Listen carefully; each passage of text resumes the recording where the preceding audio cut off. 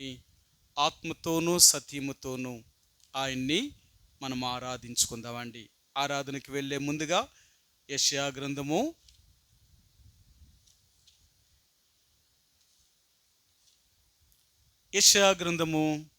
35వ అధ్యాయము. యెషయా గ్రంథము 35వ అధ్యాయము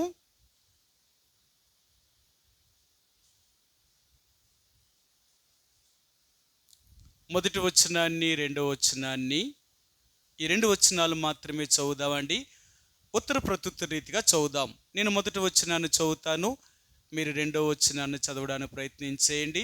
ఆ రీతిగా ఈ ఉదయకాల సమయంలో ఆరాధన కొరకే దేవుని యొక్క వాక్యము నుండి ఈ లేఖన భాగాన్ని చదువుదాం. యెషయా గ్రంథము 35వ అధ్యాయము 1, 2 వచనాల్ని ఈ రెండు వచనాలు మాత్రమే ఉత్తర ప్రత్యుత్తర రీతిగా చదువుదామండి. అరణ్యమును ఎండిన భూమియు సంతోషించును, అడవి ఉల్లసించి కస్తూర పుష్పం వలె పూయును.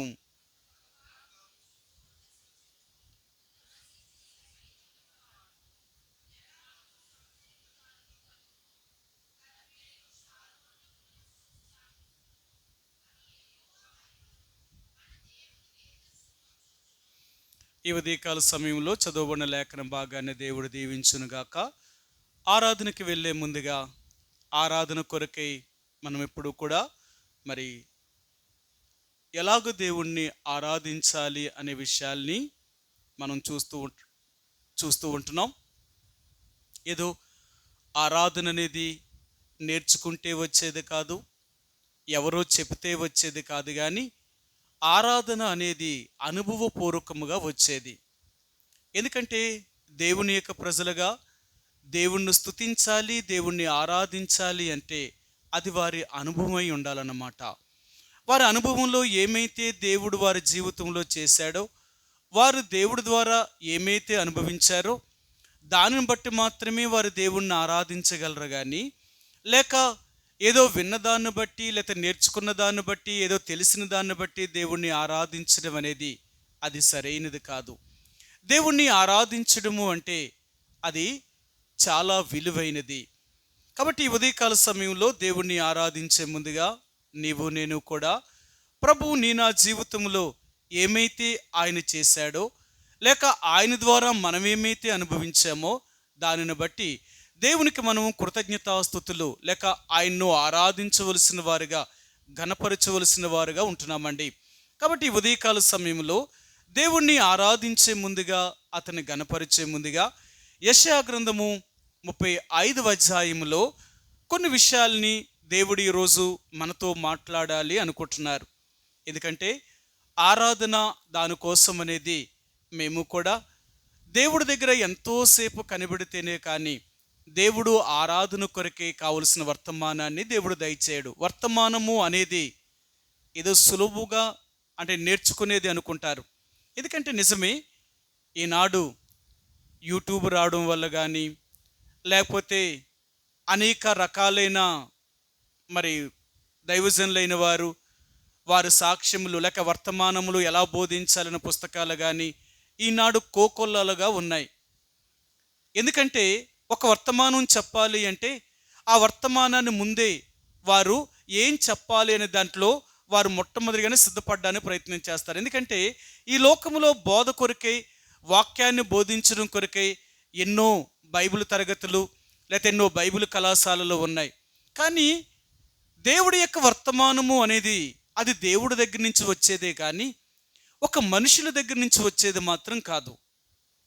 దేవుని వర్తమానము అనేది దేవుడు ఎప్పుడు కూడా ఆయన దగ్గర నుంచే రావాలి. ఇశ్రాయేలు ప్రజలకు దేవుడు మన్నాను ఆకాశము నుండి కురిపించాడే కానీ భూమి నుండి మొలపించలేదు.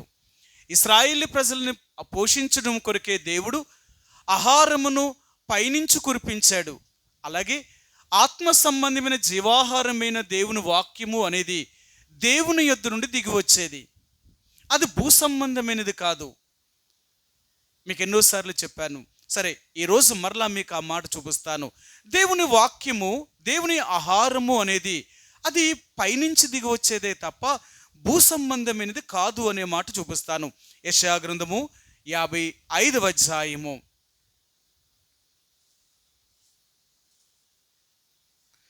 10-11 వచనాలండి. యెషయా గ్రంథము 55వ అధ్యాయము 10-11 వచనాలు. వర్షమును హిమమును ఆకాశము నుండి వచ్చి అక్కడికి ఎలాగూ మరలక భూమిని తడిపి విత్తువానికి విత్తనమును భుజించు వారికి ఆహారమును కలుగుటకై అది చిగిర్చి వర్ధిల్లినట్లు చేయును, అలాగే నా నోటి నుండి వచ్చి వచనమును ఉండును. నిష్ఫలముగా అది నా యొద్దకు చేరక నా యొద్దకు మరలక అది నాకు అనుకూలమైన దానిని నెరవేర్చును, నేను పంపిన కార్యమును సఫలము చేయును అన్నాడు. ఆకాశము నుండి వర్షము భూమి మీదకి వచ్చి హిమము మంచు భూమి మీద పడి భూమిని తడిపి విత్తువానికి విత్తనమును భుజించువాడికి ఆహారమును ఎలాగూ అది ఇవ్వగలుగుతుందో, దేవుని వాక్యము కూడా అలాగే పరలోకము నుండి అంటే పైనుండి దిగి వచ్చేది. దేవుని వాక్యము అనేది భూ సంబంధమైనది కాదు. ఏదో మానవ జ్ఞానాన్ని బట్టి మానవీయ తెలివితేటలు బట్టి దేవుని వాక్యాన్ని బోధిస్తే ఆ వాక్యము దేవుని ప్రజలలో పనిచేయదు. ఒక ఆయన ఇలాగూ చెప్పారు. ఏం చెప్పారు అంటే, దైవజనుడు భక్సింగ్ గారు ఆయన ఏమీ పెద్ద వర్తమానికుడేమీ కాదట. నిజంగా మీరు భక్సింగ్ గారి యొక్క వాక్యం వింటే, ఆయన క్యాసెట్లు ఇప్పటికీ కూడా ఉన్నాయి, ఆయన వర్తమానాలు వింటే ఆయన వర్తమానాలన్నీ కూడా చాలా సులభముగా చెప్పాడు. ఆయన పెద్ద బోధ ఏమీ బోధించలేదు. ఆయన పెద్ద బోధకుడు కూడా కాదు. నిజంగా భక్సింగ్ గారి దగ్గర ఉన్నవాళ్లే భక్సింగ్ గారి కంటే ఎక్కువ వాక్యాన్ని బోధించేవారు. నిజంగా దైవజనుడు భక్సింగ్ గారి కంటే భక్సింగ్ గారి దగ్గర ఉన్నవాళ్లే దేవుని వాక్యాన్ని ఎంతో ఎక్కువ బాగా బోధించేవారు. కానీ దైవజనుడు భక్సింగ్ గారు చెప్పినప్పుడు మాత్రమే కొన్ని వేల మంది రక్షణలోకి వచ్చారు, కొన్ని లక్షల మంది రక్షణలోకి వచ్చారట. కానీ ఈ రోజు కానీ ఆ రోజు కానీ ఆయన తర్వాత ఎంత వాక్యం ఎంతమంది బాగా చెప్పినా, లేక ఈ దినాల్లో కూడా అంతకంటే ఎక్కువ దేవుని వాక్యాన్ని బోధిస్తున్నా ఎవరూ మారతలేదట. మార్పు చెందడమే తక్కువైపోయిందంట. కారణం ఏంటి అంటేనంట, ఆయన అన్నాడు, దైవజనుడు భక్సింగ్ గారు ఆయన ఏ వర్తమానాన్నైనా చెప్పాలి అంటే దేవుడి దగ్గర కనిపెట్టి, రెండవది తన అనుభవంలో ఏముందో అది మాత్రమే చెప్పేవాడట. దైవజనుడు భక్సింగ్ గారు దేవుడు ఏం చెప్పమన్నాడు అది, తన అనుభవంలో దేవుడు తనకేం చేశాడో అది, ఈ రెండు కలిపి చెప్పేవాడట. అంతే. ఒకటి దేవుడు, రెండు తన అనుభవం. ఈ రెండు చెప్పేటప్పటికి కొన్ని వేల మంది రక్షణ పొందారు. కానీ ఈరోజు ఎన్ని వర్తమానాలు చెప్తున్నా మనుషులలో మార్పు అనేది లేదు. కారణం ఏంటి అంటేనట, దేవుడి దగ్గర నుంచి వచ్చే వర్తమానము లేదట. ఒకటి.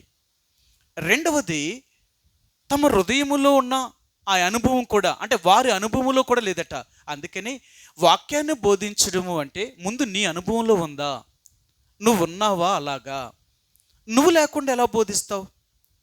ఒక వర్తమానికుడు వర్తమానములో ఉండాలా అంటే తనేం బోధిస్తున్నాడో తను కూడా దాన్ని అనుభవించిన వాడై ఉండాలా.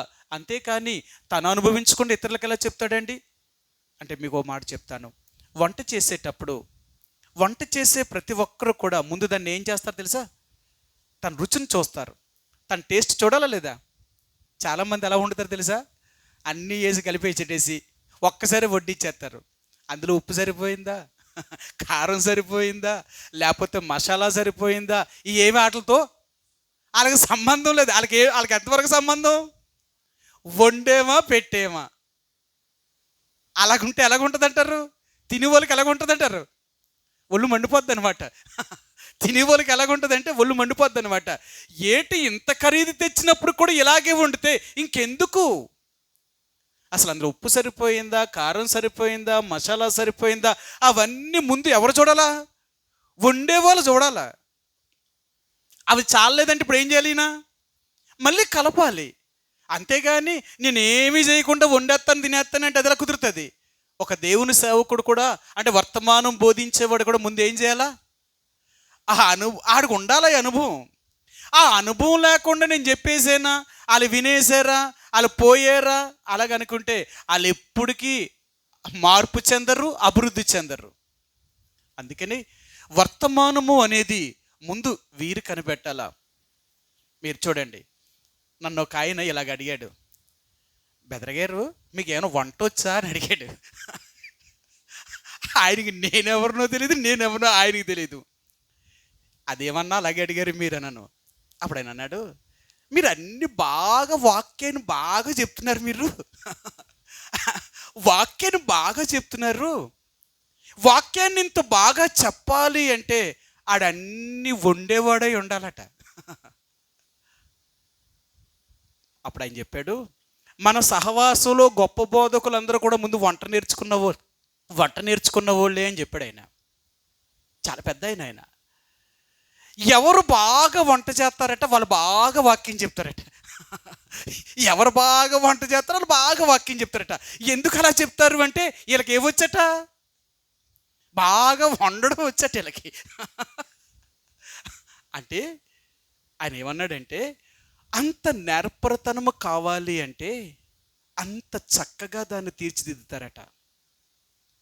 పనివాడు ఎప్పుడూ కూడా ఆ పనిలో నైపుణ్యతను చూపిస్తాడట. అంతేనా?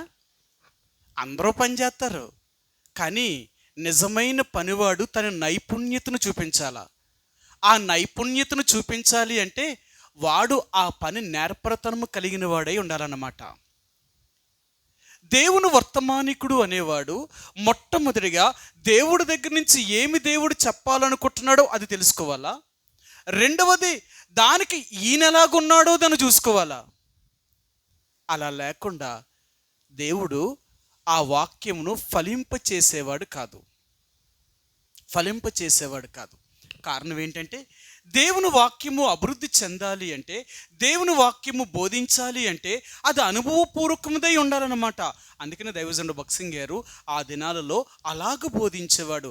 అలాగ బోధించడం వల్లే ఈరోజు కొన్ని లక్షల మంది యేసు ప్రభువారిలో నామకార్థమైన క్రైస్తవులను నిజమైన క్రైస్తవులుగా మార్చాడు ఆయన. ఆనాటికి క్రైస్తత్వం లేదని కాదు, అంతకుముందే ఎన్నో సంవత్సరాల నుంచి క్రైస్తత్వం ఉంది, కానీ నామకార్థమైన స్థితిలో ఉంది. కానీ అలాంటి క్రైస్తవులను నిజమైన క్రైస్తవులుగా మార్చిన వాడు దైవజనుడు భక్సింగ్ గారు. కొన్ని వేల మందిని, కొన్ని లక్షల మంది మారేరు ఈ రోజున ఆయన వర్తమానాలు విని. కారణం ఏంటో తెలుసా? ఆయన వర్తమానంలో జీవం ఉంది. అందుకనే దేవుని యొక్క బిడ్డలుగా జీవము కలిగిన వాడే జీవాన్ని పుట్టించగలడు, కానీ జీవాన్ని కలిగి లేనివాడు జీవాన్ని పుట్టించలేడు. అవునంటారా? ఒక మృతమైనది ఒక సజీవమైన దానిని కనలేదు. సజీవమైనదే బ్రతుకు ఉన్నది ఇంకో దాన్ని బ్రతుకున్న దాన్ని కనగలదేమో కానీ చనిపోయినది సజీవమైన దాన్ని కనలేదు. దేవుని యొక్క బిడ్డలుగా సజీవమైన వారిగా ముందు మనం ఉండాలి, మనం వెలిగించబడాలి. ఒక దైవ వర్తమానికుడు అనేవాడు ముందు తనకి ఆ జీవముందా, ఆత్మ సంబంధమైన జీవము లేనివాడు ఇతరులకు ఎలాగూ జీవాన్ని తీసుకురాగలడు? తనకే జీవము లేనివాడు ఆ జీవాన్ని గురించి ఏమని బోధిస్తాడు? ఒకవేళ బోధిస్తే ఎంతమంది జీవం కలిగిన వారుగా ఉంటారు? అందుకే నేడు దినాలలో వాక్యాన్ని బోధిస్తున్నప్పటికీ కూడా ఆ వాక్యం వినేవారిలో ఎటువంటి మార్పు కూడా లేదు. కారణం ఏంటి అంటే ఆ వర్తమానికుడు ముందు దేవుడి దగ్గర నుంచి కనిపెట్టి తీసుకున్న వర్తమానమై లేదు.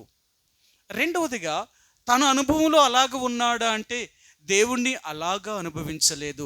ఈ రెండూ లేకుండా నువ్వెలా దేవుని యొక్క వాక్యాన్ని బోధిస్తే వినేవాళ్ళు ఎలాగ మార్పు చెందుతారు? ఎలాగ వారు దేవుణ్ణి ఆరాధించగలరు?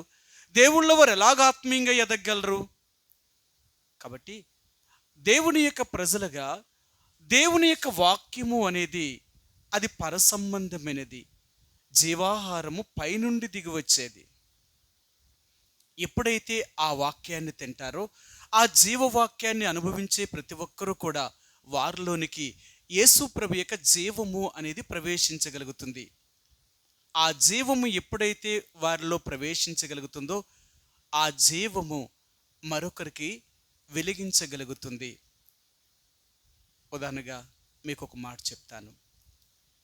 ఒక ఆయన ఇలా చెప్పాడనమాట, వాట్సాప్లో ఇలా పెట్టాడు ఆయన. ఒక అగ్గిపుల్లంట, ఒక అగ్గిపిల్ల ఒక కొవ్వొత్తిని వెలిగించిందంట. ఒక అగ్గిపుల్ల ఒక కొవ్వొత్తిని వెలిగించిందంట. ఈ అగ్గిపుల్ల కొవ్వొత్తిని వెలిగించి ఇది ఆరిపోయిందంట. ఆరిపోయే ముందు ఈ అగ్గిపుల్ల కొవ్వొత్తితో చెప్తుందంట. ఏమని చెప్తుందంటే, క్రొవ్వొత్తా, నేను నిన్ను వెలిగించడం కొరకే ఒక్కసారి వెలిగి నేను ఆరిపోయాను. ఒకసారి వెలిగి నేను ఆరిపోయాను. ఇప్పుడు నేను నిన్ను వెలిగించాను, ఇప్పుడు నువ్వు వెలగాలి అని చెప్పిందట. సరే, ఈ క్రొవ్వొత్తిని ఇంకొకరు అడిగారట. క్రొవ్వొత్తా ఎందుకు వెలుగుతున్నావు నువ్వు అని చెప్పిందని అడిగారట. అడిగితే క్రొవ్వొత్తి ఏం చెప్పిందట తెలుసా? నన్ను వెలిగించిన వాడు వెలిగి ఆరిపోయాడు, నన్ను వెలిగించిన వాడు ఈ వెలిగి ఆరిపోయాడు కాబట్టి అతని కోసం నేను వెలుగుతూ కరిగిపోతున్నాను అన్నదట. నేను వెలుగుతూ నన్ను నేనుగా కరిగిపోతున్నాను అన్నదట. అదేంటి, అదెలాగా అంటే, నిన్ను నన్ను వెలిగించడానికే యేసుప్రభువారు ఈ లోకానికి వచ్చి ఆయన మనల్ని వెలిగించడం కొరకు ఆయన వెలిగి ఆరిపోయాడు.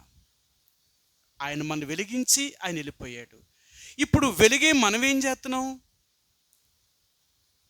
మనం వెలుగుతున్నామా? వెలిగించిన వాడి కోసం ఆరిపోయామా? ఇప్పుడు మనం వెలగాలి అంటే మనలో మనం కరిగిపోవాలి, మనకు మనం మరుగైపోవాలి, మనకు మనం పూర్తిగా త్యాగము చేసిన వారుగా మనకు మనం పూర్తిగా అయిపోవాలన్నమాట. కాబట్టి దేవుని యొక్క బిడ్డలుగా అలాగ నువ్వు వెలిగితేనే కానీ ఇతరులను నువ్వు వెలిగించలేవు, నీ వెలిగిన లోకానికి చూపించలేవు. ఈ రోజున దేవుని యొక్క ప్రజలుగా యేసు ప్రభువారిని అంగీకరించిన వారు ఉంటున్న నీవు నేను, జీవాన్ని కలిగిన వారిమని చెప్పుకుంటున్న మనము, ఈ జీవము పరసంబంధమైనదా భూసంబంధమైన జీవమా?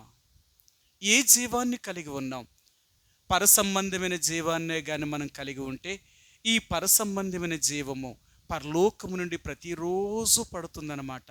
అందుకనే మనం ప్రతిరోజు కూడా దేవుని వాక్యాన్ని చదువుతూ ఉంటాం. ఎందుకు చదువుతామో తెలుసా? ఆత్మ సంబంధమైన ఆహారం అది. నువ్వు ఆత్మీయంగా బ్రతకాలి అంటే దేవుని వాక్యాన్ని చదవాలి, లేక వినాలి. నువ్వు చదవకుండా, నువ్వు వినకుండా నువ్వెలాగ ఆత్మీయంగా నువ్వు అభివృద్ధి చెందుతావు? నువ్వు ఆత్మీయంగా ఎలాగ బలవంతురాలు అవుతావు? అందుకని ఎన్ని సంవత్సరాలు మనం దేవుణ్ణి నమ్ముకున్నా మనం ఎందుకు బలహీనులమో తెలుసా? అసలు దేవుని వాక్యాన్ని చదవం. దేవుని వాక్యాన్ని నువ్వు చదవకపోతే నువ్వు ఆత్మీయమైన జీవాన్ని ఎలా కలిగి ఉంటావు? నువ్వు ఎలాగ ఆత్మీయంగా బ్రతుకుతావు? నువ్వు ఆత్మీయంగా బ్రతకడం కొరకే దేవుని వాక్యాన్ని చదవాలి కదా. ఈ రోజుల్లో దేవుని వాక్యాన్ని చదివేవారుగా లేరు. అందుకని వీళ్ళు ఆత్మీయంగా మృతతుల్యమైపోయారు, బ్రతుకున్నారు, శరీరరీతిగా చేయవలసినవన్నీ చేస్తారు, కానీ ఆత్మీయంగా మాత్రమే చచ్చిపోయారు. వీళ్ళు చనిపోయిన వారు కాబట్టి ఆత్మీయంగా వాళ్ళ దేవుని వాక్యాన్ని ఎంత వినినా వాళ్ళు దాని ప్రకారంగా జీవించడానికి ఇష్టపడదు. కారణం ఏంటో తెలుసా? బైబిల్ గ్రంథంలో యేసు ప్రభువారు భూమి మీద ఉన్నప్పుడు ఒక మాట చెప్పారు. ఆయన ఏం చెప్పారో మీకు చూపిస్తాను. వీళ్ళు ఎలాగున్నారు అంటేనంట, వీళ్ళ గురించి యేసు ప్రభువారు ఒక మాటను ఆయన జ్ఞాపకం చేశారు. ఆయన ఏం జ్ఞాపకం చేశారో మీకు చూపిస్తాను. మత్తయి సువార్త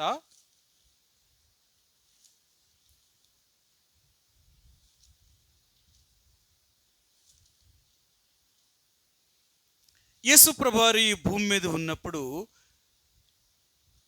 ఎలాగున్నారో చెప్తాను. 11వ అధ్యాయము, మత్తయి సువార్త 11వ అధ్యాయము 16-17 వచనాలండి. మత్తయి సువార్త 11వ అధ్యాయము 16-17 వచనాలు. మత్తయి సువార్త 11:16-17 వచనాలు. ఈ తరం వారిని దేనితో పోల్చుదును? సంత వీధుల్లో కూర్చుని ఉండి మీకు పిల్లన గ్రోవులు ఊదితిమి గాని మీరు నాట్యం ఆడరైతిరి, ప్రాలాపించుతము గాని మీరు రొమ్ము కొట్టుకొనరైతిరి అని తమ చెలికాండ్రతో చెప్పి పిలుపులాటలాడుకొను పిల్లకాయలను పోలి ఉన్నారు. సరే, ఈ తరం వారిని దేనితో నేను పోల్చుదును అన్నాడు ఆయన. యేసుప్రభువారు ఉన్న దినాల్లోనే వారిని దేనితో పోల్చాడు అంటే పిల్లలతో పోల్చాడట. ఎవరిని? పెద్దోళ్ళని పిల్లలతో పోల్చాడట. ఎందుకు? నేను ఇంత చెప్తున్నప్పటికీ కూడా మీరేమవ్వలేదు, వినలేదు, గ్రహిస్తలేదు. మీరు సరే గ్రహిస్తలేదు. అందుకన్నాడు, నేను పిల్లన గ్రోవు ఊదిరితిని కానీ మీరు నాట్యమాడు రైతిరి, మేము ప్రలాపించుదము కానీ మీరు రొమ్ము కొట్టుకునక రొమ్ము కొట్టుకుని ఏడ్చినట్లుగా మీరు లేరు. కాబట్టి మీరు ఎవరిని పోలి ఉన్నారు? ఏదో ఒకటి చెయ్యాలి కదా. పిల్లన గ్రోవు ఊతే నాట్యమన్నా ఆడాలి, పోనీ ప్రాలాపము చేస్తే ఏడవన్నమైనా ఏడాలి. ఈ రెండూ కాకుండా ఉంటే మరి దేనికి చెందిన వాళ్ళేలో? చూడండి, పెద్దోళ్ళు అనుకోండి, పెద్దవారు అంటే ఎలాగుంటారంటే వీళ్ళు మంచి చెడ్డల్ని ఎరిగినవారు. అక్కడున్న పరిస్థితులు బట్టి, అక్కడున్న వాతావరణాన్ని బట్టి వీళ్ళు అలా మారిపోతూ ఉంటారన్నమాట. పెద్దవారు అంటే ఏంటంటే అక్కడున్న వాతావరణాన్ని బట్టి అలాగ మారడానికి ప్రయత్నం చేస్తారు. పిల్లలైతే అది ఎలాంటి వాతావరణమైనా సరే వాళ్ళకి తెలియదు కాబట్టి వారు ఒక్కలాగే ఉంటారు. మనమేమి చిన్నపిల్లలం కాదు, మనం పెద్దవారము. దేవుని వాక్యాన్ని వినేటప్పుడు మనం విన్న వాక్యాన్ని మనము దాన్ని అనుసరించగలుగుతున్నామా? మనం దేన్ని పోలి ఉన్నాము? కాబట్టి దేవుని యొక్క వాక్యాన్ని మనం చదవలేనప్పుడు ఎలాగ మనం జీవించగలుగుతాం? ఆత్మీయంగా మనం ఎలాగ బలపడగలుగుతాం? దేవుని వాక్యాన్ని ఎవరైతే చదవరో, ఎవరైతే వినరో, మొట్టమొదటిగా వారు ఆత్మీయంగా మృతి నొందినవారు. మీరు ఎన్ని చెప్పండి, వాళ్ళ ఆత్మీయమైన జీవము కలిగిన వారు కారు. జీవము కలిగిన ప్రతి వ్యక్తి చలించగలుగుతాడు. ఈరోజు మనం బ్రతుకున్నాము అని చెప్పడానికి గల కారణం ఏంటి? మనం బ్రతుకున్నాము అని చెప్పడానికి గల కారణం, చచ్చిపోయినోడిని బ్రతుకున్నవాడిని ముందు పరీక్ష చేసినప్పుడు ఏం చేస్తారు? అతనికి ఊపిరి ఉందా లేదా, అతని ప్రాణం ఉందా లేదా, నాడి కొట్టుకుంటుందా లేదా చూస్తారు. నాడి కొట్టుకుంటే అతను కోమాలో ఉన్నా బ్రతుకున్నట్టే. ఆ నాడే కొట్టుకోవడం మానేసింది అనుకోండి, ఊపిరి పీల్చడమే ఆగిపోయింది అనుకోండి, అప్పుడే మనిషి చనిపోయాడని నిర్ధారణ చేయగలుగుతారు. ఈరోజు నువ్వు నేను కూడా ఆత్మీయంగా మనం జీవిస్తున్నామా జీవించలేదా అనేదాన్ని ఎలా చెప్తామంటే చలించాలి కదా. దేవుని వాక్యాన్ని వింటున్నప్పుడు వినేవారికి ఏమవుతూ ఉంటుందంటే చలనము అనేది కలుగుతూ ఉంటుందట. చలనము అనేది కదులుతుంది, వారు స్పందించగలుగుతారట. చూడండి, ఒక రోగికి డాక్టర్ గారు వైద్యం చేసేటప్పుడు, అతడు వైద్యం చేసేటప్పుడు రోగి ఏమవ్వాలో రోజు రోజుకి బాగవ్వాలి. ఒకవేళ బాగవ్వలేదు అనుకుంటే డాక్టర్ ఏం చేస్తాడు? ఇన్ని మందులు వేస్తున్నాను, ఇంత ట్రీట్మెంట్ చేస్తున్నాను, దీనికి ఆ వ్యక్తి స్పందిస్తా లేదు అంటే నేను వేసే మందులు అతనికి పనిచేయలేదు. ఒకవేళ నేను వేసే మందులు పనిచేయకపోయినా అతని బాడీ అనే దానికి సహకరించాలి. ఒకవేళ అది కూడా చేయలేకపోతే ఆ బాడీకి ఆ మందులు పనిచేస్తలేదు. ఇంకా డాక్టరు ఇలాగ ఎన్నో రకాలుగా టెస్ట్ చేసిన తర్వాత కూడా ఆ రోగి బాగోవలేదనుకో, ఇంకేం చేస్తాడు డాక్టరు? కొంతమందికి ఇక మందులు పడవట. అవునంటారా? అవునా? కొంతమందికి అంటే మందులు వాడేటప్పటికట కొంతకాలానికి వీళ్ళకి ఏ మందు వేసిన జబ్బు వీళ్ళకి తగ్గదట. ఎందుకంటారు? ఎందుకంటారు? అప్పటికే మింగవలసిన మందులన్నీ బాడీ ఏం చేసింది? ఎన్నో మింగేసింది. ఇక మింగేసింది కాబట్టి ఇంక ఏ మందుకి కూడా ఇది ఇంకా అది తీసుకోదు. ఒక తీసుకున్నదని పని చేయనివ్వదు. అర్థమైందా? ఈరోజు దేవుని వాక్యాన్ని వింటున్న మనం కూడా ఎంతో వాక్యాన్ని వింటున్నప్పటికీ కూడా మనం దేవుని వాక్యాన్ని స్పందించగలుగుతున్నామా అంటే, దేవుని వాక్యాన్ని వినేటప్పుడట దేవుని ప్రజలు వింటున్నప్పుడే నొచ్చుకుంటారట. సరే, మీకు ఆ మాట చూపిస్తాను. నొచ్చుకున్న వాళ్ళు ఉన్నారా లేదా? అలాంటి వారే ఆత్మీయంగా ఎదగగలిగారు. నొచ్చుకోలేని వారు బాగుపడలేదు. అపొస్తలుల కార్యములు 2వ అధ్యాయము, అపొస్తలుల కార్యములు 2వ అధ్యాయము 37 వచ్చినవండి.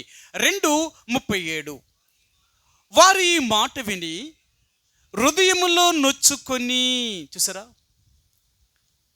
దేవుని వాక్యాన్ని వారు వినినప్పుడట వారు ఏమయ్యారట? నొచ్చుకున్నారట. నొచ్చుకుంది, మనకి ఏదైనా దేవుడు వాక్యం కానీ గట్టి తగిలింది అనుకో, మనకి ఎంత అనిపిస్తుంది? నా కోసం చెప్తారా, నన్ను ఇలాగ అంటారా, మనకేమవ్వకూడదు వాక్యం, నొప్పు రాకూడదంతే. మనకి నొచ్చుకున్నామా మనం ఏమైపోతున్నట్టు, రోగానికి స్పందిస్తున్నట్టు, అంటే బాగైపోవడానికి అవుతాం. అందుకే చదువు, ఒక రోగికి డ్రెస్సింగ్ చేసినప్పుడల్లా వెళ్ళినప్పుడల్లా స్కిన్ లాగేసి మళ్ళీ బాగా తుడిచేసి మళ్ళీ కట్టుకడతా ఉంటారు. ఎందుకు? మానాలంటే అప్పుడు ఎలాగుంటుందో తెలుసా? బాబోయ్ నేను డ్రెస్సింగ్కి రానంటారు వాళ్ళు. కారణం ఎంత బాధో. కానీ ఇంత బాధపడితేనే కానీ జబ్బు తగ్గదు. ఇప్పుడు వీళ్ళు దేవుని వాక్యాన్ని విన్నప్పుడు ఏమయ్యారట? నొచ్చుకొని. వీళ్ళకి దేవుడి వాక్యం తగిలిందట, చాలా గట్టి తగిలింది. వీళ్ళకి తగలగానే ఇప్పుడు ఏమన్నారు తెలుసా? అయ్యలారా, మేమేమి చెయ్యాలో ఇప్పుడు చెప్పండి. కొంతమంది విన్నారట. ఈ వాక్యాన్ని విని వీళ్ళేం చేశారో చూపిస్తాను. అపొస్తలుల కార్యములు 7వ అధ్యాయము 51 వచ్చినవండి. 7:51. ముష్కరులారా, హృదయములను చెవులను దేవుని వాక్యమునకు లోపరచునలను వారులారా, మీ పితరుల వలె మీరును ఎల్లప్పుడూ పరిశుద్ధాత్మను ఎదిరించుచున్నారు. వీళ్ళు ఏం చేయలేదట? దేవుని వాక్యానికి చోటు ఇవ్వలేదట. చూడండి, ముష్కరులారా, మీ హృదయములను చెవులను దేవుని వాక్యమునకు లోపరచనలను వారు. వాళ్ళ హృదయానికి దేవుని వాక్యాన్ని స్పందించలేదు, వారి చెవులు కూడా దేవుని వాక్యాన్ని వినడానికి ఇష్టపడలేదు. ఈ రెండు చేయలేని వారు ఎలాగైపోతారో తెలుసా? సరే మీకు ఆ మాట చూపిస్తాను. 54 వచ్చినవారు. 54. వారివి మాటలు విని కోపముతో మండిపడి అతను చూచి, ఏ మాటలు విన్నారు? దేవుని వాక్యాన్ని విన్నప్పుడు వీళ్ళకి ఏమైందంట? కోపముతో మండిపడి. చూసారా, దేవుని వాక్యాన్ని విన్నప్పుడు కోపముతో మండిపడ్డారట. ఈరోజు దేవుని యొక్క ప్రజలుగా దేవుని వాక్యాన్ని వినాలి అంటే నిజంగా జీవము నీలో ఉందా? ఆ జీవం ఉంటే దేవుని వాక్యానికి నువ్వేమవుతావు తెలుసా? స్పందించగలుగుతావు. స్పందించావు అంటే నువ్వు బాగైపోతున్నట్టే, నువ్వు ఆత్మీయంగా ఎదుగుతున్నట్టే, నువ్వు ఆత్మీయంగా బలపడుతున్నట్టే. అర్థమైందా? దేవుని వాక్యానికి ఎంత స్పందించగలుగుతుంటామో. అందుకనే దేవుడు మందిరానికి వచ్చినప్పుడు కానీ, దేవుని సన్నిధిలోనికి వచ్చినప్పుడల్లా మనం దేవుడిని అడుగుతుంటాం, ప్రభా నీ మందిరానికి నేను వెళ్తున్నాను, నీ మందిరానికి వెళ్ళినప్పుడల్లా నువ్వు నాతో మాట్లాడు, నన్ను స్పందించు. అర్థమైందా? దేవుని వాక్యాన్ని మనం వినాలండి. వాక్యాన్ని వింటున్నప్పుడు మనం స్పందించాలి. లేకపోతే ఇంకేంటి?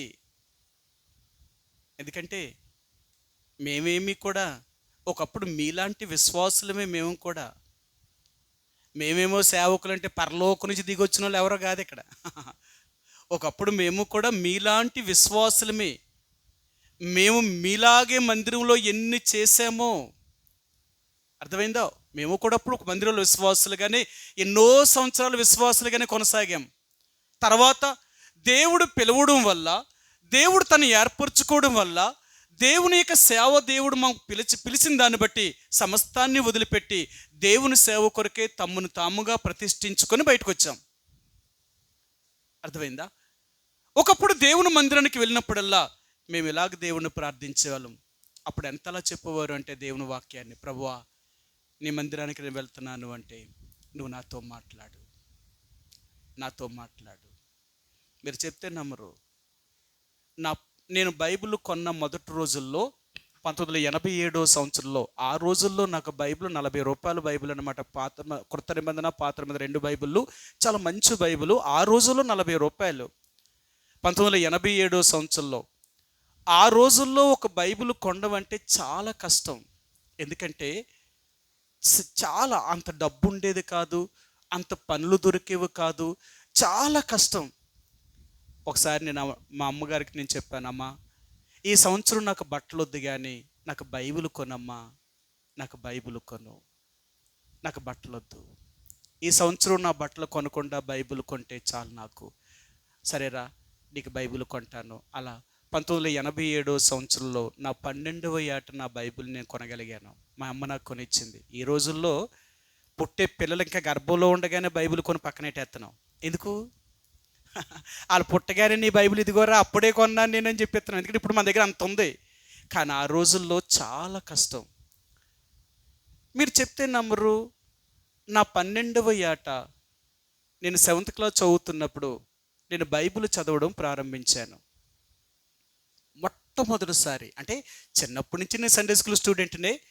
ఎన్నో కథలు నాకు అప్పటికే బైబిల్లో ఎన్నో కథలు తెలుసు.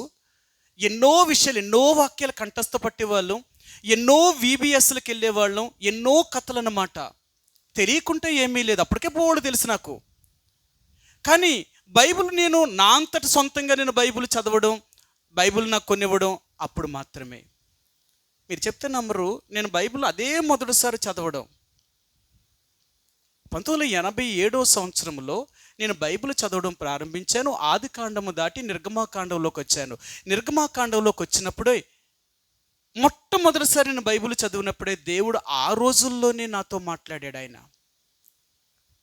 నాకు ఈ చిత్రం అనిపించింది, అరే దేవుడు ఇలా మాట్లాడతాడా, ఇటు ఇంత స్పష్టంగా మాట్లాడతాడా, నాకు ఇంతలాగా అర్థమవుతుందా. నిజంగా నాకు ఇప్పుడు దేవుడు మాట్లాడాడు. అది పగలా, రాత్రులా, మధ్యాహ్నమా, ఏ సమయంలో, టైం ఎంత, అన్నీ నా బైబిల్లో టైంతో సహా, డేటుతో సహా అన్నీ రాసుకునేవాడిని, రోజుతో సహా రాసుకునేవాడిని. దేవుడు నాతో పలానా రోజు పలానా తారీఖున పలానా సమయంలో దేవుడు నాతో ఇలా మాట్లాడాడు అలా రాసుకునేవాడిని. ఎందుకంటే నేను 1992 సంవత్సరంలో నేను సేవకి వెళ్ళేటప్పుడు కాకినాడలో ఉన్న దైవజనుడికి నేను ఒక ఉత్తరం రాశానన్నమాట. నేను 91లో రాశాను ఆయనకు ఉత్తరాన్ని. అయ్యా, నన్ను దేవుడు తన సేవ కొరకే నన్ను పిలిచాడు. నేను ఆ రోజుల్లో కార్డులు, ఇంగ్లాండ్ కార్డులు, లెటర్స్ ఉండే, ఇంగ్లాండ్ లెటర్స్ ఒకటిని, కార్డు ఒకటిని. కార్డు 15 పైసలు, ఇంగ్లాండ్ లెటర్ అయితే ₹10 అన్నమాట. నేను ఇంగ్లాండ్ లెటరే తీసుకున్నాను, కార్డు సరిపోదని నాకు తెలుసు. ఇంగ్లాండ్ లెటర్లో 3 వైపులా, 1, 2, 3 వైపులు మనకు ఖాళీ ఉంటుంది. ఈ 3 వైపులు కూడా ఆ దైవ సేవకుడికి నేను రాసింది ఏంటి అంటే, దేవుడు నాతో మాట్లాడిన సేవా మాటలు, వాగ్దానాలు, అంటే సేవల గురించి నేను ఎలా పిలిచాడో అవన్నీ రాశాను అన్నమాట. అన్ని వాక్యాలే రాశాను. ఆయన 91వ సంవత్సరంలో రాజవొమ్మంగి మీటింగ్కి వచ్చి నన్ను పిలిచాడు. ఒరే, ఉత్తరం నువ్వే కదా రాసావు అన్నాడు. అవునన్నా, నేనే రాశాను. ఒరే, నీ ఉత్తరం తెచ్చాను రారా అన్నాడు. ఆ ఉత్తరాన్ని పట్టుకుని వచ్చాడు ఆయన. ఒరే, దేవుడు సేవకు పిలిచాడు అంటే ఒక మాట, 2 మాటలు, 3 వాక్యాలు, 4 వాక్యాలు ఉంటాయి. కానీ ఏట్రా ఇంగ్లాండ్ కవర్ అంతా ఈ వాక్యాలే రాసేసావు, ఇన్ని రెఫరెన్స్లు రాసావు, అసలు నిజంగా దేవుడు నీతో మాట్లాడా అన్నా? ఇదిగో నా బైబిల్ తెస్తాను నాగండి, పాత బైబిల్ అని. నేను ఆ బైబిల్ని ఎంతకాలం దాచుకున్నానో ఆ బైబిల్ తీసుకొచ్చి, అన్నా ఇదిగో ఇదే బైబిల్ నేను మొట్టమొదటిసారి కొన్నాను, మా అమ్మ కొనిచ్చింది. నాతో ఎప్పుడెప్పుడు ఎలా మాట్లాడాడు, ఏ రోజు దేవుడు ఎలా మాట్లాడాడు, ఇదిగో ఇలా టైంలో ఇలాగా. ఒరే, మరి ఇన్ని వాక్యాలు, ఇన్ని మాటలు దేవుడు నీతో మాట్లాడితే ఇప్పుడు దాకా నువ్వు ఎందుకు రాలేదురా సేవకి? ఒరే, నిన్ను దేవుడు ఇంత చిన్న వయసులోనే ఇన్ని మాటలతో మాట్లాడా? నిజంగా దేవుడు ఎలా మాట్లాడాడు రా? సరే, నేను చాలా సంతోషించాను రా. దేవుడు నీతో ఇంత చిన్న వయసులో, నీ 12వ సంవత్సరంలోనే నువ్వు బైబిల్ చదువుతుంటే దేవుడు నీతో మాట్లాడాడు అంటున్నావే, నిజంగా ఎంత గొప్పవాడు రా దేవుడు. సరే, నేను ఎప్పుడు రమ్మంటే అప్పుడు నువ్వు వచ్చేయడానికి సిద్ధంగా ఉండు. నేను కాకినాడ వెళ్ళి నేను ప్రార్థన చేసి దేవుడిని అడుగుతాను. దేవుడు ఎప్పుడు రమ్మంటే అప్పుడు వచ్చేయాలా, ఇంక నువ్వేమీ నాకు చెప్పకూడదు ఇంకా. ఎందుకంటే దేవుడు నిన్ను ఇంతగా పిలిచినప్పుడు ఇక నువ్వెందుకు ఆలస్యం చేస్తున్నావు? ఆలస్యం చేయకూడదు, ఇంకా దేవుని సేవ కొరకే నువ్వు రావాలి అన్నాడు ఆయన. నేను అంటాను, ఏ రోజు మనకి ఇన్ని సంవత్సరాల వయసు వచ్చినా బైబిల్ చదువుతుంటే దేవుడు అసలు మనతో మాట్లాడుతున్నాడంటవా? మీరు చెప్తే నమ్మరు. నేను 1991 సంవత్సరంలో కొన్ని నెలలు బైబిల్ చదవడం మానేశాను. నేను ఇంకా కొన్ని నెలలు బైబిల్ చదవలేదు. ఎందుకో తెలుసా? చదివితే ఇలాగే మాట్లాడుతున్నాడు. నీ తల్లిదండ్రులు వదిలే, నీ కలిగిన దాన్ని అంతటిని వదిలిపెట్టేసి నువ్వు నా సేవకు రావాల్సిందే. నేను బైబిల్ చదువుతున్నప్పుడల్లా, అది ఉదయం పాత నిబంధన చదివినా అలాగే మాట్లాడేవాడు, రాత్రి క్రొత్త నిబంధన చదివినా అలాగే మాట్లాడేవాడు. ఇంక నేను అనుకున్నాను, ఇక బైబిల్ చదవడం మానేస్తేనే కానీ ఈ నాతో మాట్లాడడం మానేయడు. అంతేకాదు, నేను బైబిల్ చదవకుండా మానేసిన, మందిరానికి ప్రతి ఆదివారం వెళ్తే అక్కడ వాక్యం ద్వారా మాట్లాడేవాడు. నేను అనుకున్నాను, మందిరానికి కూడా వెళ్ళకూడదు. ఇంకా 3 నెలలు నేను మందిరం కూడా వెళ్ళకుండా, నేను ఒక కంపెనీలో ఉద్యోగం కొరకు జాయిన్ అయిపోయి 3 నెలలు కూడా మందిరానికి వెళ్ళడం మానేశాను నేను. అప్పుడు ఆ సేవకుడు చెప్పాడు, ఒకరోజు నన్ను వెతుక్కుంటూ వచ్చి ఎరా మందిరానికి మానేసావు, ఎన్ని చెప్పావు, ఒకప్పుడు ఎలాగుండేవాడివి, ఎందుకు మందిరం మానేసావు అంటే, ఆయన దగ్గర ఎంతో ఏడ్చేశాను నేను. నా ఏడుపు ఆ రోజు ఎంత ఏడ్చానంటే అది నాకు మాత్రమే తెలుసు. చాలా ఏడ్చాను. అప్పుడు ఆయన నన్ను పట్టుకొని, ఎందుకు అంతలా ఏడుస్తున్నావు, ఎందుకు అంత దుఃఖపడుతున్నావు, ఏమైంది, అసలు ఏమైందో చెప్పరా, చెప్తే కదా దానికి నేను ఏదైనా చెప్తాను. నువ్వేమీ చెప్పకుండా ఏడుస్తే నాకేమర్థం అవుతుంది. అప్పుడు నేను అన్నాను, అన్నా బైబిల్ చదువుతుంటేనేమో దేవుడు వీళ్ళందరినీ వదిలేసి సేవకి వెళ్ళమని దేవుడు చెప్తున్నాడు. నేను వీళ్ళందరినీ వదిలేయాలంటే వీళ్ళు ఒప్పుకోవట్లేదు. అలాగనే బైబిల్ 3-4 నెలల నుంచి బైబిల్ కూడా చదవడం మానేశాను. చదువుతుంటే దేవుడు నాకే మాట్లాడుతున్నాడు. ఆయన ఇంకేం మాట్లాడుతున్నాడు కదని ఇంక బైబిల్ చదవడం మానేశాను. ఆ తర్వాత మందిరానికి వస్తూ ఉంటే మీరు కూడా అదే వాక్యాన్ని చెప్తున్నారు. మీరు చెప్తున్న వాక్యం నాకు తగులుతుంది. నేను చాలా బాధపడ్డాను. నేను చదవడం మానేస్తే దేవుడు మాట్లాడడం మానేస్తాడేమో అనుకున్నాను. కానీ మందిరానికి వచ్చినా దేవుడు ఇదేం మాట్లాడుతున్నాడన్నా. అందుకే మందిరానికి కూడా ఈ 2-3 నెలలు మానేశాను నేను. ఇదన్నా నా బాధ అని చెప్తా ఆయన అన్నాడు, ఒరే ఇంత దుఃఖపడుతున్నావా, ఇంత ఏడుస్తున్నావా?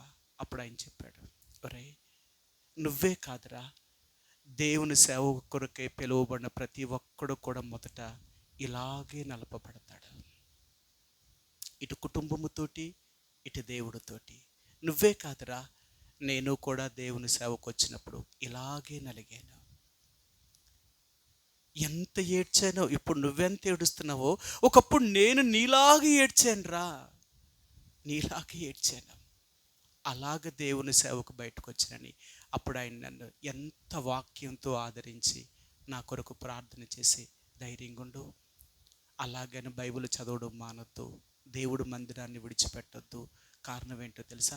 దేవుడు నీతో మాట్లాడుతున్నాడు కదా, మరి ఎందుకు నువ్వు మానేస్తావు? వద్దు, దేవుడికి దూరం అవ్వడానికి ప్రయత్నం చేయొద్దు అని అలా చెప్పినప్పుడు, ఆ తర్వాత నుంచి నేను బైబిల్ చదవడం ప్రారంభించినప్పుడు, మరలా దేవుడు మాట్లాడినప్పుడు ఒకటే మాట అడిగాను, నువ్వు ఇన్ని చెప్తున్నావు కదా, సరే ఈసారి నువ్వు చెప్పిన వాటన్నిటికీ నేను జవాబు చెప్తాను, నేను వెళ్ళిపోతాను. అయితే నేను అడిగిన దానికి నువ్వు సమాధానం చెప్పను ఒక మాట అడిగాను దేవుణ్ణి.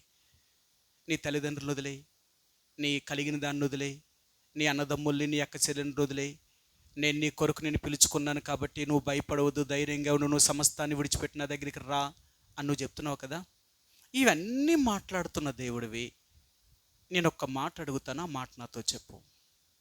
ఏంటి అంటే, ఇక్కడి నుండి నువ్వు వెళ్ళిపో అని చెప్పు. నాకు నా కల్లోకి వచ్చి చెప్పినా నేను నమ్మను, ఎవరోతో చెప్పించినా నేను నమ్మను.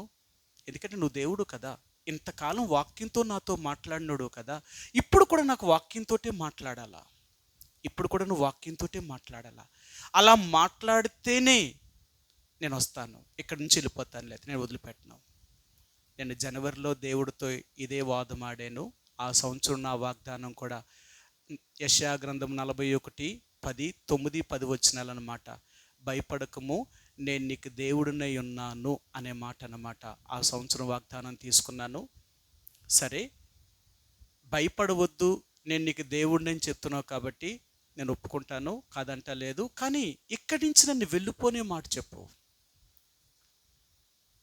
మా చిన్నప్పటి నుంచి మా వాడికి ఏంటంటే, మాకు అలవాటు ఏంటంటే, ప్రతిరోజు ఉదయం ఏమో పాత నిబంధన చదువుతాం, రాత్రులేమో కొత్త నిబంధన చదువుతాం, మధ్యాహ్న కాల సమయంలో కీర్తనా భాగాన్ని చదువుతాం. అంటే యోబు దగ్గర నుంచి పరమగీతాల వరకు ఈ 5 కీర్తనా భాగాలు కాబట్టి ఈ 5 మధ్యాహ్న కాల సమయంలో చదువుతాం అన్నమాట.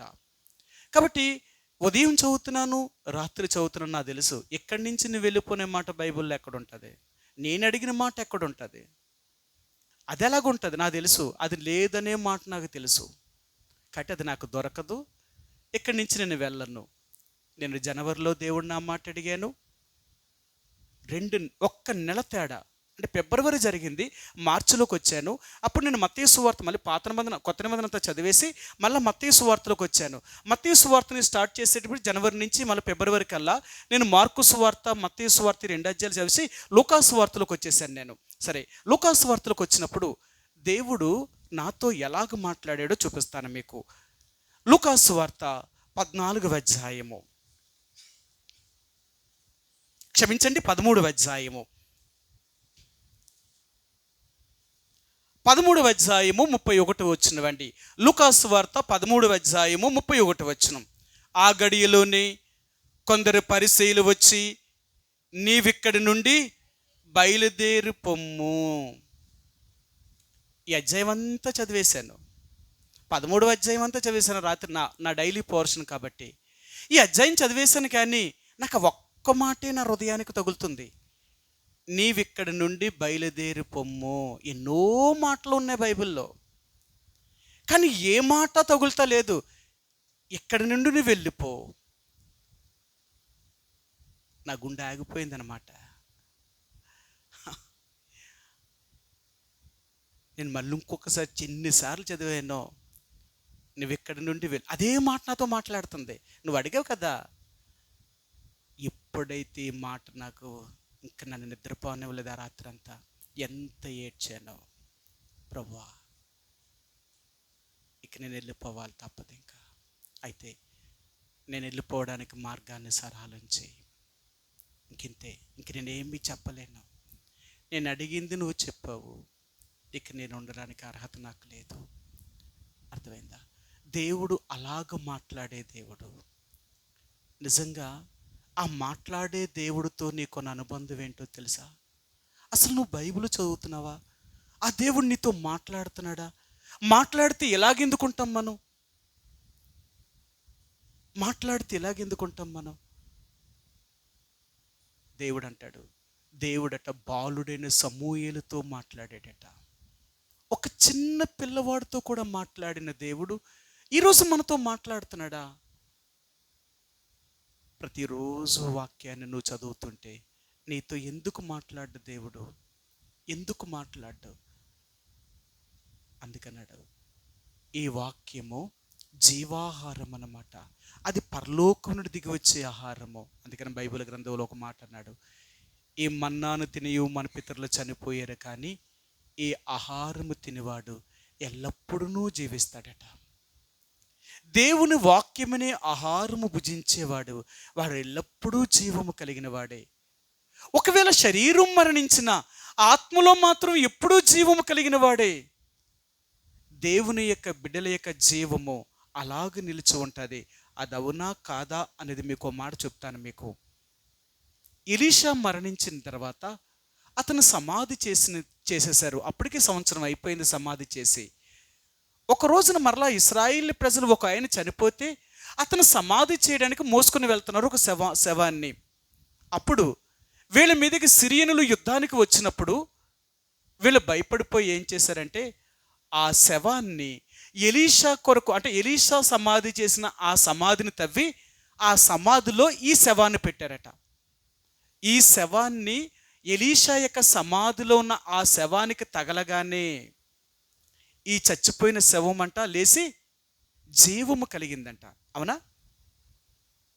చచ్చిపోయిన ఎలీషా యొక్క శరీరానికి ఆ శవానికి ఆ ఎముకలకి తగలగానే చనిపోయిన ఈ వ్యక్తి బ్రతికాడట. ఆశ్చర్యపోయారు. అంటే ఆ దైవజనుల్లో ఉన్న జీవము ఎలాగుందో చూడు.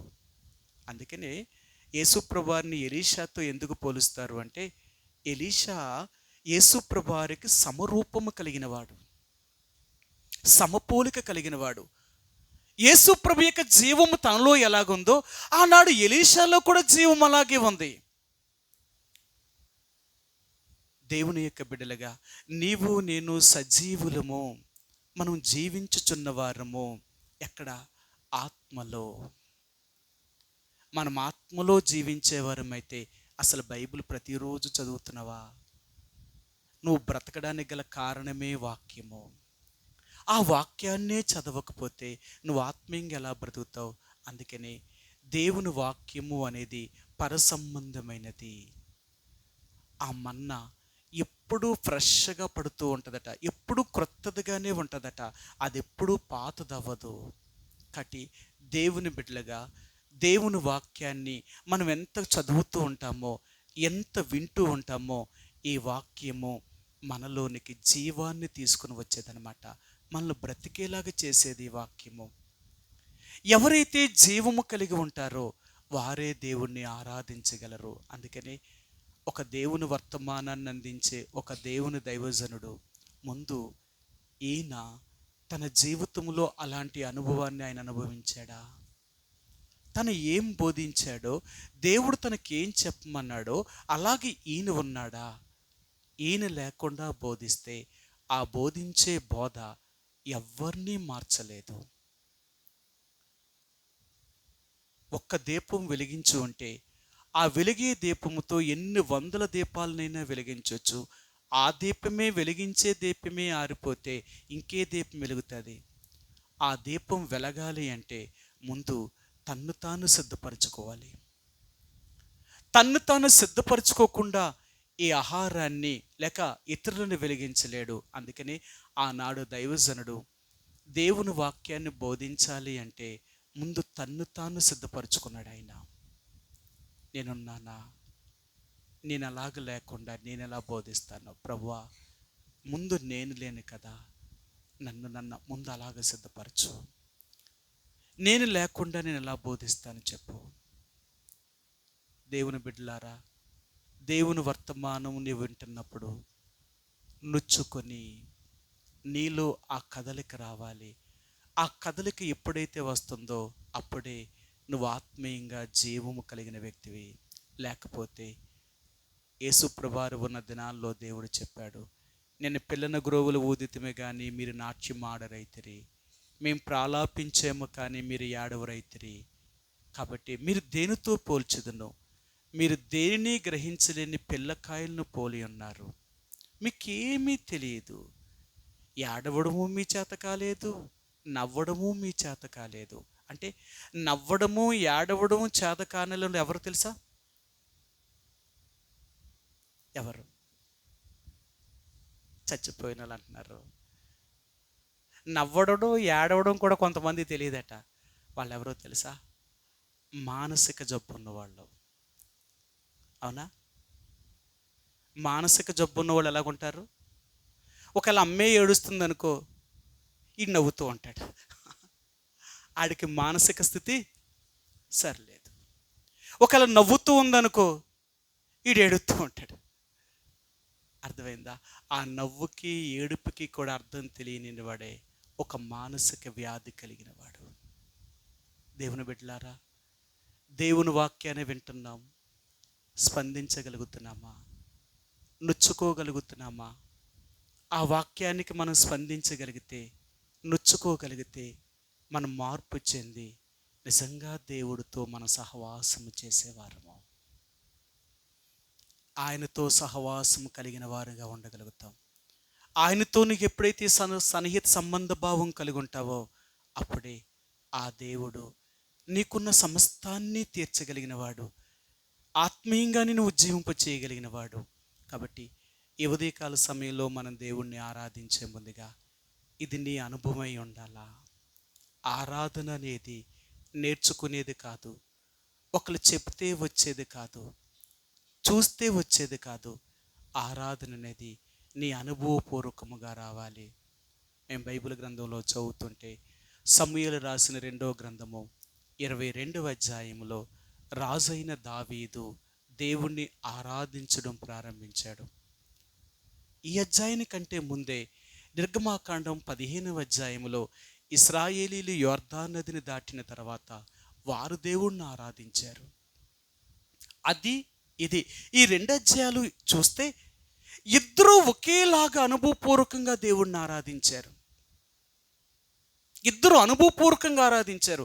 ఆనాడు ఇశ్రాయేలు ప్రజలు ఎర్ర సముద్రాన్ని దాటి బయటకు వచ్చినప్పుడు వాళ్ళ కళ్ళతో వాళ్ళు చూసి దేవుడు వారి జీవితంలో ఎంత అద్భుతమైన కార్యాన్ని చేశాడో అది చూసి వారు దేవుణ్ణి ఆరాధించడం ప్రారంభించారు. మోషే, అహరోనులు వారు దేవుణ్ణి స్తుతి కీర్తన ఎత్తి పాడడం మొదలెట్టారట.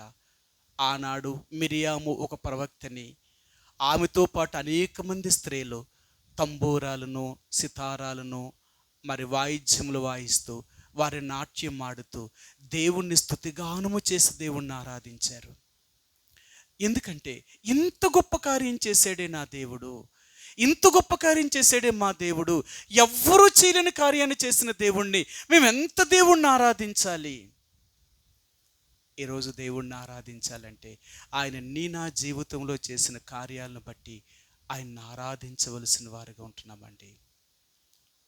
ఈ ఉదయకాల సమయంలో దేవుణ్ణి ఆరాధించే ముందుగా నీవు నేను ఆ దేవుణ్ణి స్తుతించే ముందుగా ఆ దేవుడు జ్ఞాపకం చేసింది ఏంటో తెలుసా? ఆయన అంటున్నాడు, యేసు ప్రభువుని ఎరిగిన వారందరూ దేవుణ్ణి ఇలాగా ఆరాధన చేయగలుగుతారట. సరే, ఇప్పుడు చూపిస్తాను మీకు దేవుణ్ణి ఎవరు ఎలాగ ఆరాధన చేయగలుగుతారు. యెషయా గ్రంథము 35వ అధ్యాయము, యెషయా గ్రంథము 35వ అధ్యాయము మొదటి వచనం. అరణ్యమును ఎండిన భూమియు సంతోషించును. చాలండి. అరణ్యమును ఎండిన భూమియు సంతోషించును. నేను చాలాసేపు దేవుడి దగ్గర కనిపెట్టాను, ప్రభువా నాకు అర్థం కాలేదు ఆ మాట, నువ్వేమో ఆరాధన కొరకు ఈ మాట చెప్పమంటున్నావు, ఏముంది ఇందులో, ఏముంది నాకు అర్థమయ్యేలాగా చెప్పు. ఎంతసేపు దేవుడి దగ్గర కనిపెట్టానో అప్పుడు దేవుడు ఈ 2 విషయాల్ని జ్ఞాపకం చేశాడు. 1 అరణ్యము, 2 ఎండిన భూమి. ఇవి 2 సంతోషించగలుగుతున్నాయంట. ఇవి 2 సంతోషించి కస్తూర పుష్పం వలె పూయిచు ఇవి ఎంతో పరిమళ సువాసన ఇవ్వగలుగుతున్నాయి అంటున్నాడు ఆయన. అంటే దేవుడు జ్ఞాపకము చేసింది ఏంటి అంటే అరణ్యము. అంటే అరణ్యం అంటే ఏంటి? అరణ్యంలో ఏమున్నాయి? అరణ్యం ఎలాంటి దాన్ని అరణ్యం అంటారు అని నేను బైబిల్ గ్రంథంలో చాలా విషయాలు తిరగేసినప్పుడు అరణ్యములో కొన్ని క్రూరమైన జంతువులు ఉంటాయట. మనం పాడతాం కదా, పాట పాడినప్పుడు అంటాడు ఆయన, ఏమంటాడంటే ఆ అరణ్యములోనంట క్రూరమైన జంతువులు, విష సర్పములు, ఆ అరణ్యములో క్రూరమైన పక్షులు ఉంటాయట. ఇవి ఎలాంటివంటే చాలా క్రూరమైనవంట. అడవిలో ఉండే ఇవి చాలా క్రూరమైనవి. ఇలాంటి క్రూరమైన ఈ అరణ్యములో దేవుడు సంతోషింప చేయాలనుకుంటున్నాడట. రెండవదిగా అరణ్యము అనేది ఎలాంటిదంటే ఒక క్రమముగా ఉండేది కాదు. అంటే ఒక పార్కులాగా ఉండదు అరణ్యం ఏమీ కూడా. తన ఇష్టానుసారంగా పెరగడానికి ఇష్టపడేది. అరణ్యములో మొక్కలు, చెట్లన్నీ ఎలాగుంటాయంటే తమ ఇష్టానుసారంగా పెరుగుతాయి అన్నమాట. తను ఎవరూ వాటిని పెంచరు. వాటికి అవే విత్తనాలుగా రాలి ఆ చెట్ల నుంచి అవే మొక్కలయ్యి మళ్ళీ అవే పెరిగిపోతూ ఉంటాయి. అవి ఎంత భయంకరంగా ఉంటాయి అంటే ఇంకా ఒక మనిషి కూడా ప్రవేశించలేనంతగా భయంకరమైన అడవులు ఉంటాయన్నమాట అరణ్యము. అందుకనే మీరు బైబిల్ గ్రంథంలో చూస్తే యాకోబు ఒక రాత్రి అరణ్యములోనికి చేరారట. ఆ అరణ్యములకు చేరినప్పుడు ఆ అరణ్యము ఎలాగుంది అనేది ఒక మాట చెప్తాడు. మీకు చూపిస్తాను. ద్వితీయోపదేశ కాండము 32వ అధ్యాయము. ద్వితీయోపదేశ కాండము 32వ అధ్యాయము 10 వచనం 10 వచనం 32:10 అరణ్య ప్రదేశములోను భీకర ధ్వని గల పాడైన ఎడారిలోను వాణ్ణి కనుగొని ఆవరించి పరామర్శించి తన కనుపాప వలె వాణ్ణి కాపాడెను. అరణ్యమును భీకర ధ్వని గల ఎడారి ప్రాంతం అన్నమాట. అరణ్యము ఇంకా నేను ధ్యానం చేశాను. ఇంకా అరణ్యం అంటే ఎలాగుంటుంది? అరణ్యములో దావీదు తన గొర్రెలను కాస్తూ ఉన్నాడట. అరణ్యములో దావీదు గొర్రెలు కాస్తూ ఉన్నాడట. ఆ గొర్రెలు కాసేటప్పుడు అరణ్యములో తన కాస్తున్న గొర్రెలను చంపడానికి ఒకరోజు ఒక సింహం వచ్చిందంట. ఆ సింహమును అంటే గొర్రె పిల్లను రక్షించడం కొరకు గొర్రెలను కాపాడుతున్న దావీదు సింహాన్ని చంపివేశాడు. ఇంకొకసారి ఎలుగుబంటి వచ్చింది, ఎలుగుబంటిని కూడా చంపేశాడు. అరణ్యములో ఎంతో క్రూరమైన జంతువుల మధ్య తన మందను మేపుతున్నాడు దావీదు. అలాగే మీరు నిర్గమాకాండము 2, 3, 4 అధ్యాయాలు మనం చదివితే మోషే అయిన దేవుడు ఆ హోరేబు అరణ్యములో మోషేతో మాట్లాడడం మొదలుపెట్టాడు. నిజంగా ఈ అరణ్య యొక్క అనుభవం అంతా కూడా ఇశ్రాయేలు ప్రజల్ని 40 సంవత్సరముల దేవుడు అరణ్యములోనే తిప్పుకుంటూ తీసుకొచ్చాడు. ఆయన తిప్పిందంతా కూడా అరణ్యంలోనే తిప్పాడు. అరణ్యములోనే దేవుడు ఒక పాఠాన్ని వారికి నేర్పించాడు. ఇంకా బైబిల్ గ్రంథంలో నేను చూస్తూ వచ్చాను. ఆనాడు అబషాలోము దావీదు యొక్క సైనికులకి యుద్ధం కలిగినప్పుడు అబషాలోము యొక్క అంటే దావీదు సైనికులు చంపిన వారి లెక్క కంటే ఆ అరణ్యములో చిక్కుకుని చచ్చిపోయిన వారే ఎక్కువ మంది అయ్యారు అంటాడు ఆయన. అంటే దేవుడు అరణ్యములో అబషాలోము యొక్క సైన్యాన్ని అరణ్యములో చిక్కుకుపోయేలాగా చేశాడట. అరణ్యములో చిక్కుకుని చచ్చిపోయిన వాళ్ళే ఎక్కువ మంది అయిపోయారట. అంటే అరణ్యము ఎలాంటిది అంటే ఎన్నో మొండ్ల పొదలతోనూ గెచ్చ పొదలతోనూ నిండిపోయినది. అరణ్య ప్రాంతం అనేది ఒక మనిషి దూరలేనంత భయంకరమైన ముండ్ల తుప్పలతో గెచ్చ పొదలతో అది నిండిపోయిన స్థలం అన్నమాట. అందుకని మీరు ఎప్పుడైనా అరణ్యములోనికి వెళితే, ఒక అడవిలోనికి వెళితే, ఒక మనిషి అడవిలోనికి వెళ్ళాలి అంటే ముందు తను ఒక దారి చేసుకుంటూ వెళ్ళాలి. దారి అక్కడేం ఉండదు, తనంతట తాను దారి చేసుకుంటూ వెళ్ళాలేమో కానీ ఇంకక్కడ బాట అనేది ఏమీ కనపడదు. అది అరణ్యము. ఈరోజు దేవుడు అంటున్నాడు, అరణ్యమును ఎండిన భూమియు సంతోషించినట్లు లేక ఉల్లసించింది. అంటే అరణ్యము ఎండిన భూమి సంతోషించడం. రెండవది, ఎండిపోయిన భూమి ఎలాగ సంతోషించగలుగుతుంది? ఎండిపోయిన భూమి అనేది అది ఫలించాలి అంటే దాని మీద వర్షం వర్షిస్తేనే కానీ, వర్షం కురిస్తేనే కానీ అక్కడ ఏ మొక్క కూడా మొలవదు. ఆ భూమి వల్ల ఉపయోగం ఉండదు.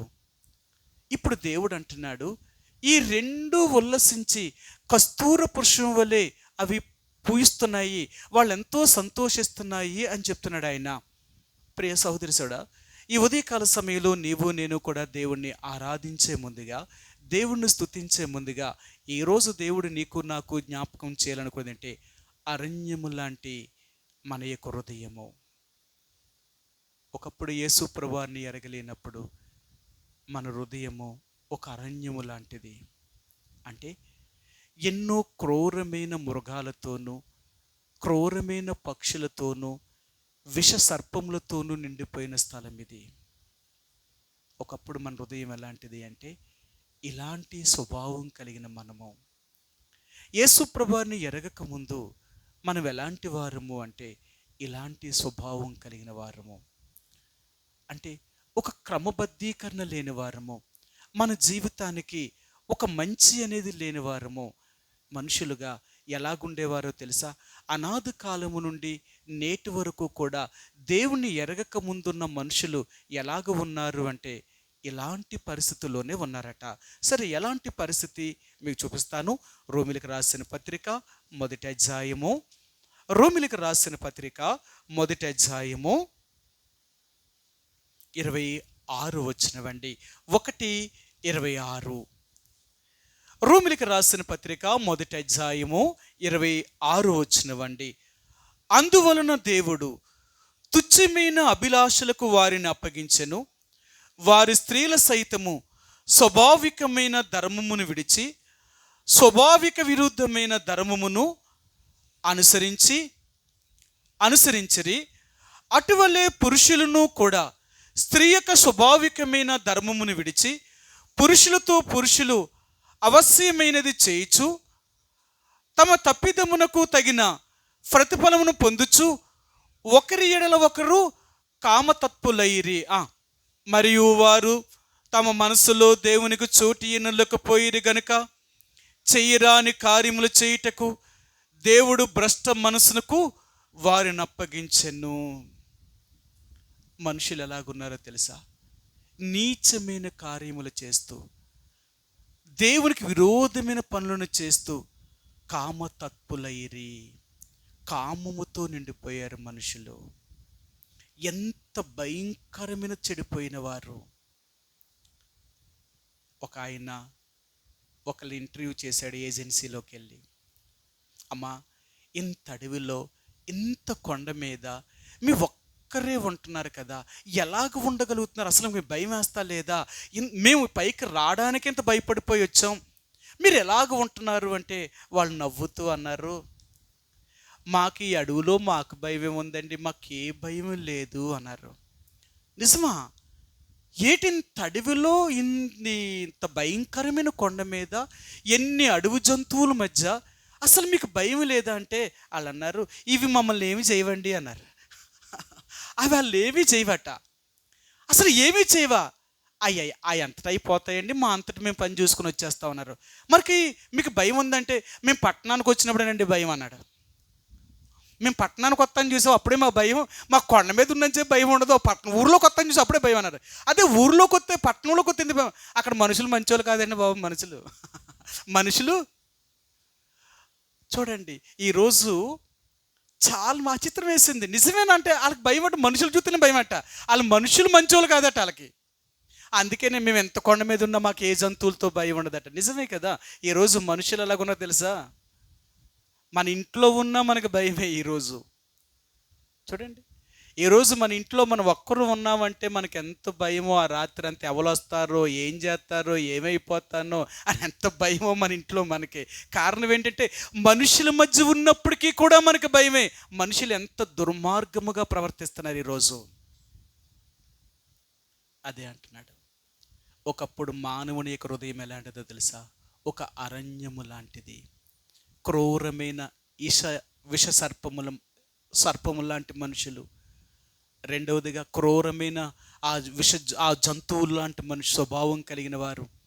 అంతేకాదు మానవుడి యొక్క జీవితంలో క్రూరమైన ఆ యొక్క పక్షి యొక్క స్వభావం కలిగిన మానవుడి యొక్క జీవితంలో ఏది కూడా మంచిదనేది లేదు.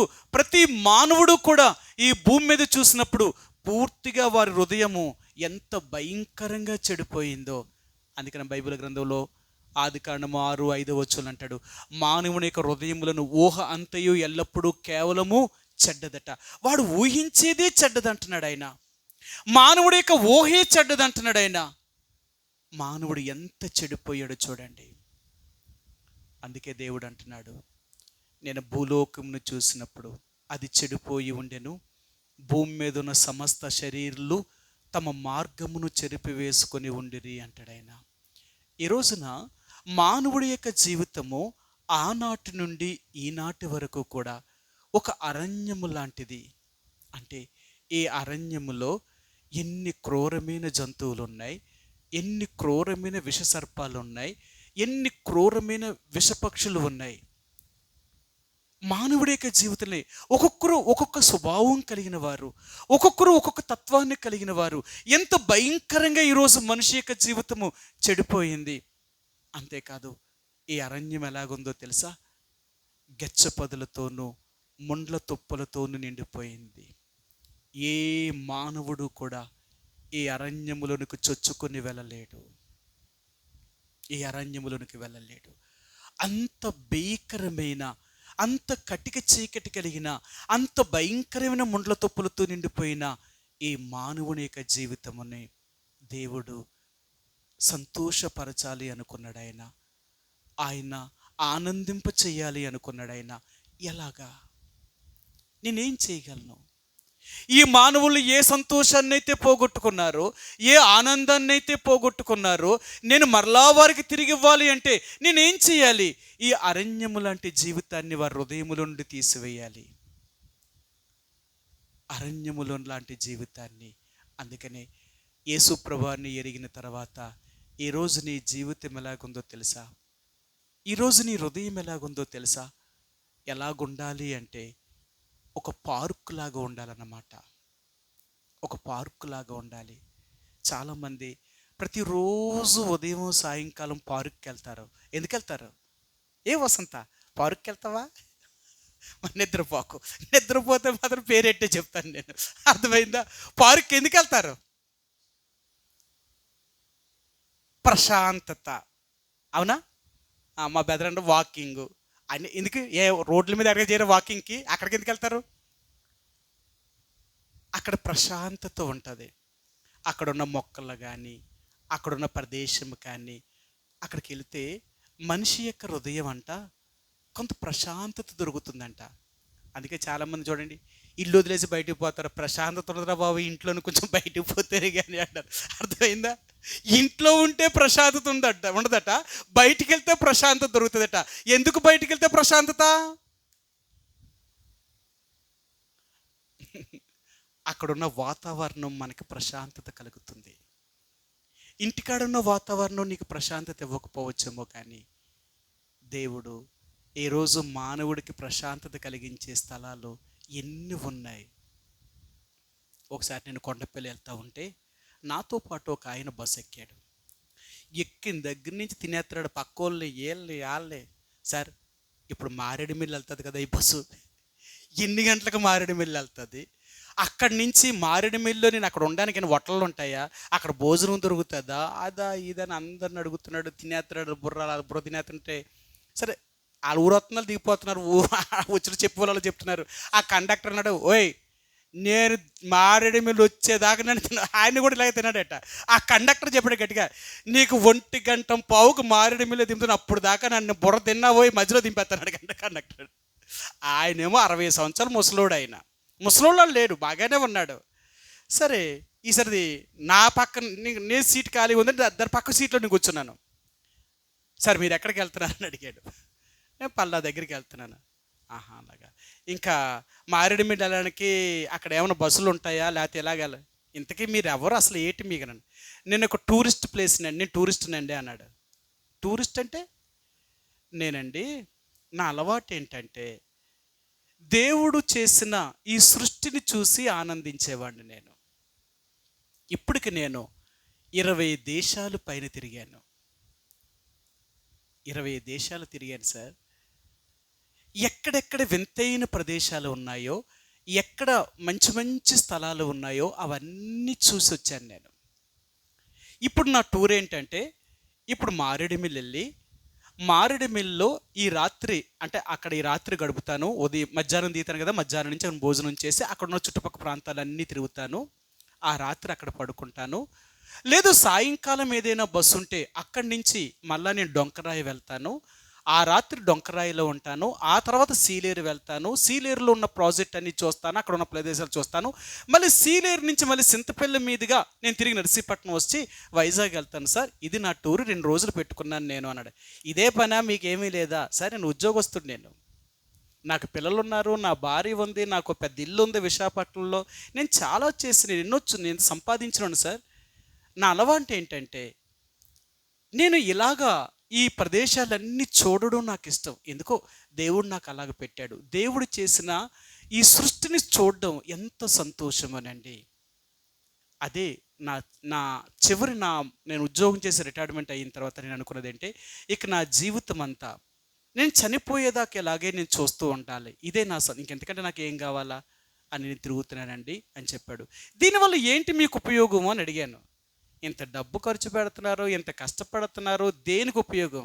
సార్ అది చెప్తే దొరకదండి, అది అనుభవిస్తే తెలుస్తుందండి. నేను చూసినప్పుడల్లా, సృష్టిని చూసినప్పుడు, ఆ ప్రకృతిని చూసినప్పుడు, వాటి అందాలను చూసినప్పుడు నా హృదయం ఎంత సంతోషిస్తుందో, నాకు ఎంత ప్రశాంతత దొరుకుతుందో తెలుసండి. అందుకే సార్ ఆ ప్రశాంతతను అనుభవించడం కొరకే ఇలా తిరుగుతున్నాను. నాకు డబ్బు పోయినా పర్లేదు, నా మనసుకి ప్రశాంతత ఉండాలి కదా, అది నాకు కావాలి. ఆ ప్రశాంతత, దేవుడు ఇంత సృష్టిని ఇంత అందంగా చేశాడా, ఇంత అద్భుతం చేశాడా, ఇక మనం చూడకపోతే ఏంటి, దేవుడు చేసిన సృష్టినే చూడకపోతే ఏంటని ఇదండి. ఓహో అలాగా. చూసారా, ఒక పార్కు అనేది ఎలాగుంటుందో తెలుసా? ఒక మనుషులు పార్కుని సిద్ధం చేసినప్పుడు ఆ స్థలము ప్రశాంతత కలిగించే స్థలం అన్నమాట. అందుకని యేసు ప్రభువారిని కలిగి ఉన్న వారందరూ కూడా ఎలాగుంటారో తెలుసా? వీరు ప్రశాంతమైన జీవితాన్ని కలిగిన వారు. దేవుని బిడ్డలు ఎప్పుడూ కలవరపడరట, ఎప్పుడు విచారము, చింత, బాధనే వాటితో ఉండరట. ఎందుకంటే వీరి జీవితంలో అలాంటి విచారము, బాధ, అలాంటి సమస్యలన్నిటినీ దేవుడు తీసివేసేసాడు. ఈ అరణ్యము నుండి ఇవన్నీ పోయాయి. ఈ అరణ్యములో ఇంకేముంది అంటే ఉల్లసించడము, సంతోషించడం. ఉల్లసించడం, సంతోషించడం అంటే దేవుని గురించి స్తుతిగానము చేయడం, దేవుని గురించి ఆరాధించడం. దావీదు మహారాజు ఒక్కొక్క చోట ఇలాగ రాశాడు. ఆయన ఏం రాశాడో మీకు చూపిస్తాను. కీర్తన గ్రంథము 145వ కీర్తన, కీర్తన 145వ కీర్తన మొదటి 2 వచనాలండి. 145వ కీర్తన 1-2 వచనాలు. రాజువైన నా దేవా, నిన్ను గణపరిచెదను, నీ నామమును నిత్యము సన్నిధించెదను. అనుదినము నేను నిన్ను స్తుతించెదను, నిత్యము నీ నామమును స్తుతించెదను. రాజువైన నా దేవా, నేను నిన్ను స్తుతిస్తూ ఉంటాను. అనుదినము నేను నిన్ను స్తుతిస్తాను, నిత్యము ఆయన స్తుతిస్తూ ఉంటాను. ఎందుకు దావీదు ఇంతగా దేవుణ్ణి స్తుతిస్తాను, ఆరాధిస్తాను, స్తుతిస్తాను అంటున్నాడు? అతని హృదయంలో దేవుడు ఎలాంటి సంతోషాన్ని పెట్టాడు. అతని హృదయాన్ని ఒక చక్కని పార్కులాగా తీర్చిదిద్దాడు. ఒకప్పుడు దావీదు యొక్క హృదయంలో నెమ్మది లేదు, విశ్రాంతి లేదు, ఎప్పుడూ ఏడుపుతో, దుఃఖముతో నిండిపోయింది. అతనికి మనోవిచారముతో ఉండేవాడు. దావీదు యొక్క హృదయంలో ఎన్నిసార్లు ఎంత నెమ్మది లేకుండా తన జీవితంలో గడిపాడో. అలాంటి జీవితానికి దేవుడు ఎంత సంతోషకరమైన దినాలను ఇచ్చాడు ఆయనకి. అతని జీవితాన్నే దేవుడు ఉల్లసించేవాడుగా, సంతోషించేవాడుగా తీర్చిదిద్దాడు.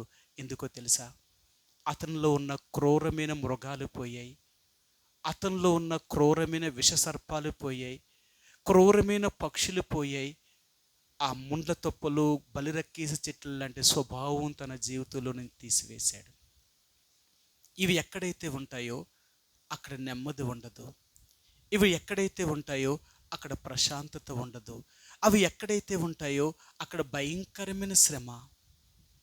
ఈరోజు దేవుడు అంటున్నాడు, ఒకప్పుడు నీ జీవితంలో ఎడారి లాంటి బ్రతుకు, అరణ్యము లాంటి నీ బ్రతుకు ఎలాగుండేదో తెలుసా? ఎక్కడ చూసినా నెమ్మది లేదు, ఎక్కడ చూసినా నీ జీవితంలో అన్నీ నీ స్వభావమే అంటే న్యాయానికి, అంటే ధర్మానికి లేక న్యాయ విరోధముగా జీవించే జీవితము.